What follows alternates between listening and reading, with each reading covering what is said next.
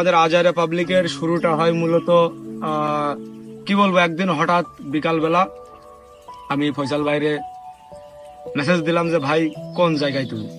ভাই বলতেছে যে আমি তো বাড়ি আছি। আমি বললাম যে ভাই বিকেলবেলা একটু তোমার গাড়িটা নিয়ে পাশখালি আসবা, একটা ভিডিও করতে হবে, ঠিক আছে? তো তারপরে ভাই বললো আচ্ছা ঠিক আছে।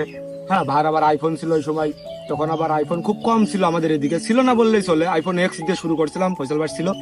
তো সচরাচর কারোর ছিল না আমাদের এলাকার ভিতরে আইফোন, আইফোন ছিল না।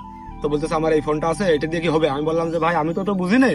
আমার হচ্ছে আমার সাথে আমার এক ছোট ভাই আছে শাকিল নাম করে, এখন যে ক্যামেরার পেছনে আছে সে। তো আমার ওই ছোট ভাইটাকে নিয়ে আমি বললাম যে তুমিও চলে আসবা বিকাল বেলা।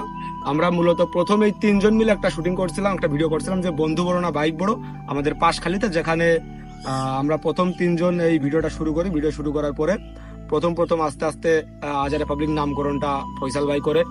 আর বিশেষ করে প্রথম আগে আমি বলছিলাম যে ভাই চলো একটা ভিডিও করতে হবে তোমার ওই বাইক নিয়ে।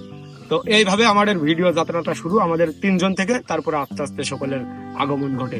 আশা করি বুঝতে পারছেন। ধন্যবাদ।